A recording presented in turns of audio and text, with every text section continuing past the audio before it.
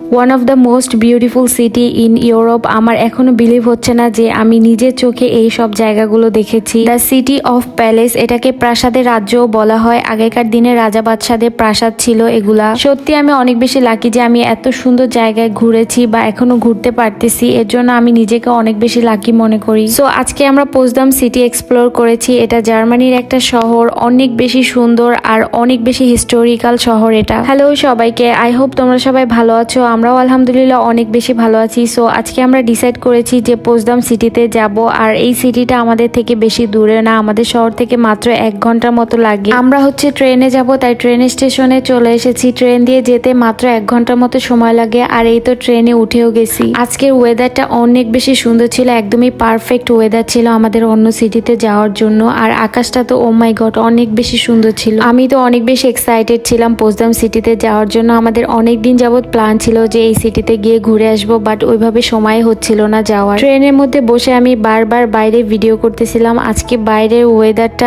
একদমই অন্যরকম ছিল। বৃষ্টি হওয়ার পরে ওয়েদারটা যেরকম থাকে এক্স্যাক্টলি ওরকমই ছিল। আমি তো পুরোটা সময় বাইরের দিকে তাকিয়ে তাকিয়ে গেছি। এই তো বলতে বলতে আমরা চলে এসেছি পোtsdam ট্রেন স্টেশনে। পোtsdam শহরটা অনেক বেশি ছোট, কিন্তু ছোট হলে কি হবে, শহরটাই যে এত বেশি সুন্দর। স্টেশনের মধ্যে আমরা ম্যাপগুলো দেখতেছিলাম যে কোথায় কোথায় যাওয়া যায় ঘোরার জন্য। এখানে ট্যুরিস্টদের জন্য সব ডিটেলসে দেওয়া ছিল, তারা কোথায় কোথায় যেতে পারে। ট্রেন স্টেশন থেকে বের হয়ে একদমই আমি অবাক হয়ে যাই। আমাদের শহর থেকে এই শহরটা অনেক বেশি আলাদা, ওদের স্ট্রাকচার গুলো একদমই অন্যরকম ছিল। দেন আমরা ট্রামের জন্য ওয়েট করি। আমরা ডিসাইড করলাম যে আমরা পোtsdam সিটি সেন্টারে যাব। এন্ড দেন আমরা চলে আসি নিকোলাই চার্চের সামনে। এই জায়গাটা এত বেশি সুন্দর ছিল, বিশেষ করে এই চার্চটা এত বেশি সুন্দর, মানে দেখে চোখই সরানো যাচ্ছিল না। পোtsdam সিটির সব থেকে পুরনো চার্চগুলোর মধ্যে একটা এই নিকোলাই চার্চ। আর এইটা একটা চত্বরের মতো বিশাল বড় জায়গা নিয়ে করা। আমাদের যেতে যেতে একটু লেট হয়ে যায়, তাই আমরা আর চার্চের মধ্যে ঢুকতে পারিনি, তার আগেই বন্ধ হয়ে গেছে। বাট বাইরে থেকে এত সুন্দর লাগতেছিল দেখে ভিতরে যাওয়ার মনই হচ্ছিল না। চার্চটা অনেক অনেক বেশি বড় ছিল, যেটা হয়তো বা ভিডিওতে ওরকম বোঝা যাচ্ছে না, বাট এটা দেখলে বুঝতে পারবা। দেখো এক একটা গম্বুজ কত মোটা ছিল, এগুলার বিশাল বড় ছিল এই চার্চটা।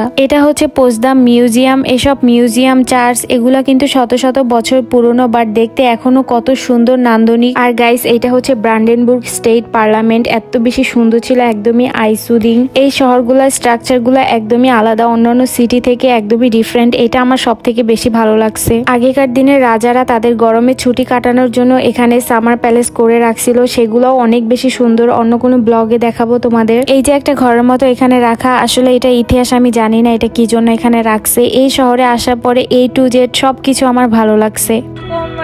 রাজার বাড়ি এত সুন্দর হবে এটা তো আমি কল্পনাও করিনি।